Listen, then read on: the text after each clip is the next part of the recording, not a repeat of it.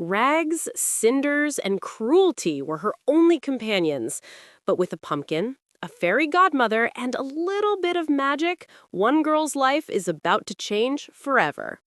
Hello, and welcome to Magic Surprise F. Tonight, we invite you into a world of enchantment, where wishes are granted and true love conquers all. This is the timeless story you know and love.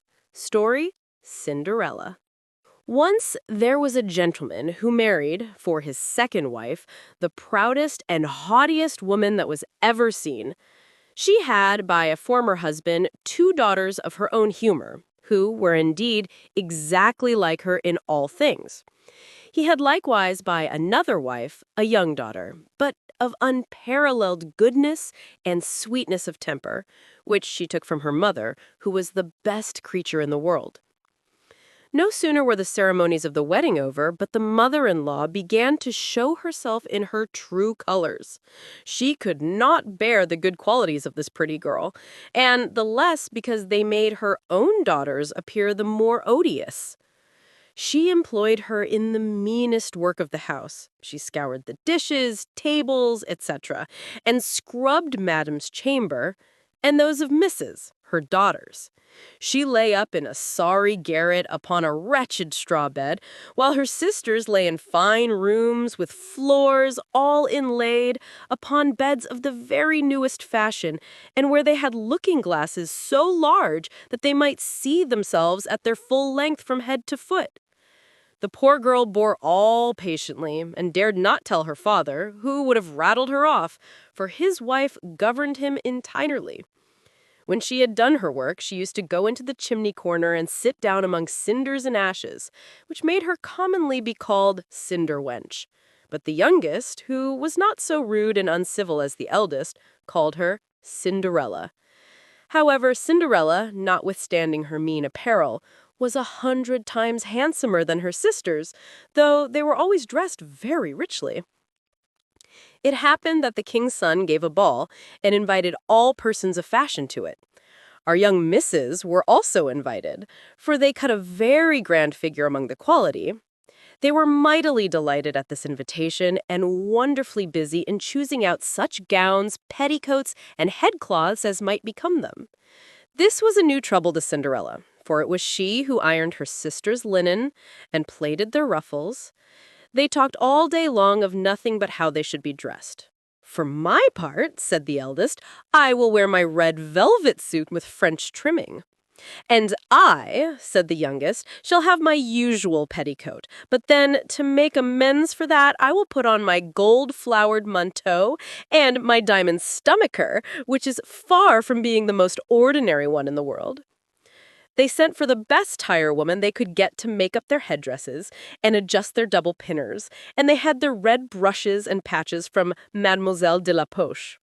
Cinderella was likewise called up to them to be consulted in all these matters, for she had excellent notions and advised them always for the best, nay, and offered her services to dress their heads, which they were very willing she should do.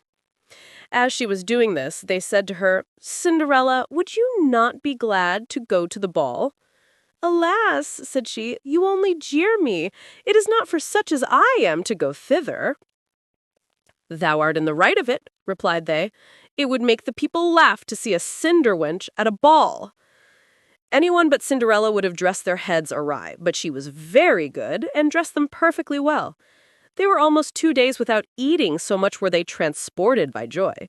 They broke above a dozen laces in trying to be laced up close that they might have a fine slender shape, and they were continually at their looking-glass. At last the happy day came. They went to court, and Cinderella followed them with her eyes as long as she could, and when she had lost sight of them, she fell a-crying. Her godmother, who saw her all in tears, asked her what was the matter. "I wish I could, I wish I could." She was not able to speak the rest, being interrupted by her tears and sobbing. This godmother of hers, who was a fairy, said to her, "Thou wishest thou couldst go to the ball, is it not so?" "Yes," cried Cinderella with a great sigh. "Well," said her godmother, "be but a good girl, and I will contrive that thou shalt go." Then she took her into her chamber and said to her, "Run into the garden and bring me a pumpkin." A pumpkin? How can a simple pumpkin get Cinderella to the ball? The magic is just beginning. Before we see this amazing transformation, we have a small request. If you believe in the magic of stories, please subscribe to Magic Surprise F. Your support helps us keep the magic alive. Now, back to the fairy godmother and her incredible wand. Cinderella went immediately to gather the finest she could get and brought it to her godmother, not being able to imagine how this pumpkin could make her go to the ball.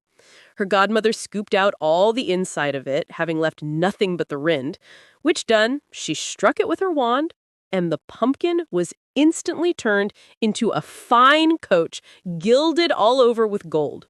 She then went to look into her mousetrap, where she found 6 mice, all alive, and ordered Cinderella to lift up a little the trapdoor. When giving each mouse, as it went out, a little tap with her wand, the mouse was that moment turned into a fine horse, which altogether made a very fine set of 6 horses of a beautiful mouse-colored dapple gray. Being at a loss for a coachman, "I will go and see," says Cinderella, "if there is never a rat in the rat trap. We may make a coachman of him." "Thou art in the right," replied her godmother. "Go and look." Cinderella brought the trap to her, and in it there were 3 huge rats. The fairy made choice of one of the 3 which had the largest beard, and, having touched him with her wand, he was turned into a fat, jolly coachman who had the smartest whiskers eyes ever beheld. After that, she said to her, "Go again into the garden, and you will find 6 lizards behind the watering pot. Bring them to me."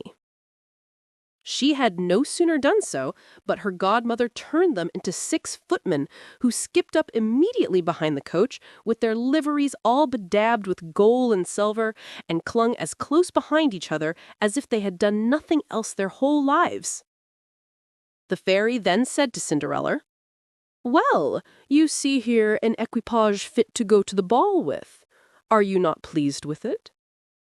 "Oh, yes," cried she, "but must I go thither as I am, in these nasty rags?" Her godmother only just touched her with her wand, and at the same instant her clothes were turned into cloth of gold and silver, all beset with jewels. This done, she gave her a pair of glass slippers, the prettiest in the whole world. Being thus decked out, she got up into her coach, but her godmother, above all things, commanded her to not stay till after midnight, telling her, at the same time, that if she stayed 1 moment longer, the coach would be a pumpkin again, her horses mice, her coachman a rat, her footmen lizards, and her clothes become just as they were before. She promised her godmother she would not fail of leaving the ball before midnight. And then away she drives, scarce able to contain herself for joy.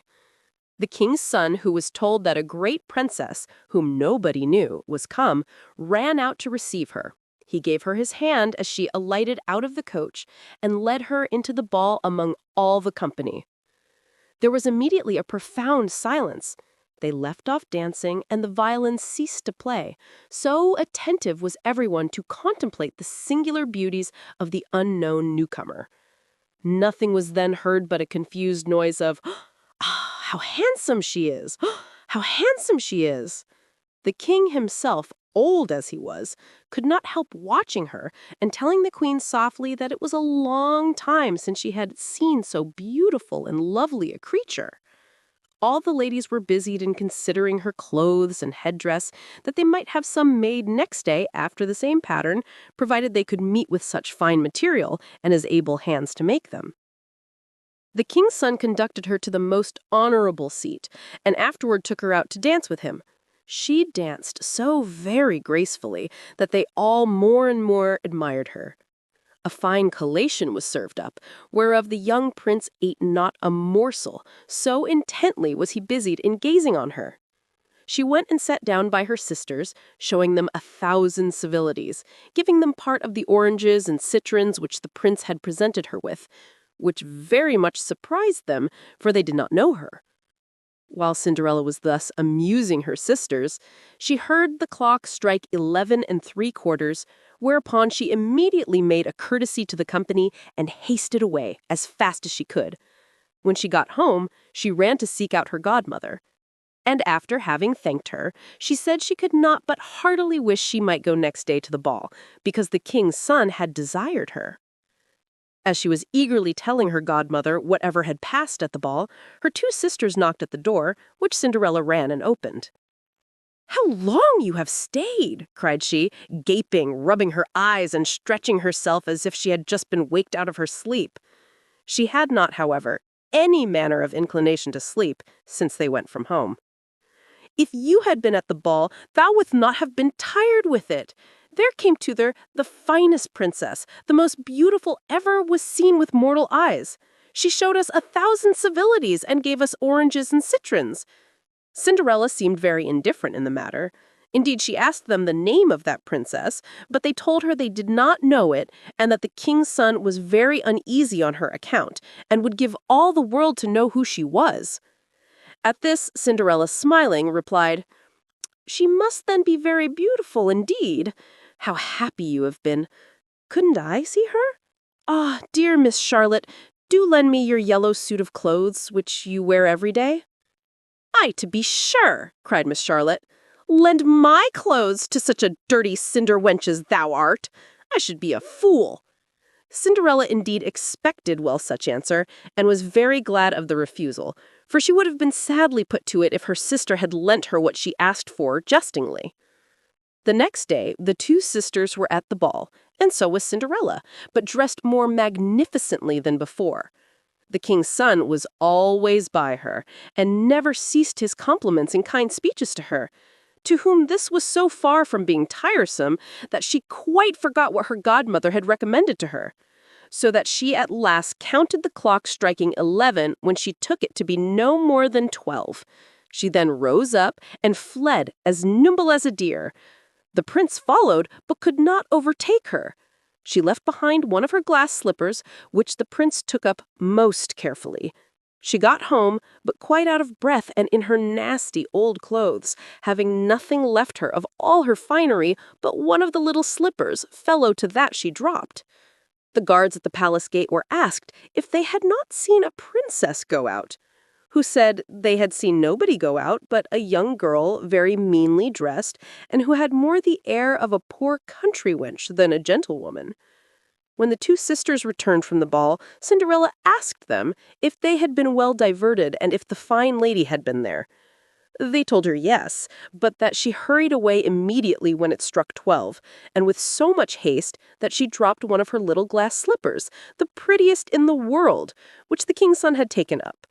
He had done nothing but look at her all the time at the ball, and that most certainly he was very much in love with the beautiful person who owned the glass slipper. What they said was very true, for a few days after, the king's son caused it to be proclaimed, by sound of trumpet, that he would marry her whose foot the slipper would just fit. They whom he employed began to try it upon the princesses, then the duchesses and all the court, but in vain. It was brought to the two sisters, who did all they possibly could to thrust their foot into the slipper, but they could not effect it. Cinderella, who saw all this and knew her slipper, said to them, laughing, "Let me see if it will not fit me." Her sisters burst out a-laughing and began to banter her. The gentleman who was sent to try the slipper looked earnestly at Cinderella, and finding her very handsome, said, it was but just that she should try, and that he had orders to let everyone make trial. He obliged Cinderella to sit down, and putting the slipper to her foot, he found it went on very easily and fitted her as if it had been made of wax. The astonishment her sisters were in was excessively great, but still abundantly greater when Cinderella pulled out of her pocket the other slipper and put it on her foot. Thereupon in came her godmother, who, having touched with her wand Cinderella's clothes, made them richer and more magnificent than any of those she had before. And now her sisters found her to be that fine, beautiful lady whom they had seen at the ball. They threw themselves at her feet to beg pardon for all the ill treatment they had made her undergo. Cinderella took them up, and as she embraced them, she cried that she forgave them with all her heart and desired them to always love her. She was conducted to the young prince, dressed as she was. He thought her more charming than ever, and a few days after, married her. Cinderella, who was no less good than beautiful, gave her two sisters lodgings in the palace. And so, Cinderella's kindness and goodness were rewarded, and she found her happily ever after. We hope this enchanting story of Cinderella has filled you with joy. If you love classic fairy tales and magical stories, please show your support by subscribing to our YouTube channel, MagicSurprise F. Don't forget to click the bell icon so you're notified of all our new adventures. A like, a comment, and a share with your family and friends would mean the world to us. Let us know which fairy tale you'd like to hear next. Thank you for listening, and we'll see you again with another Fairy Tales and Short Stories for Children.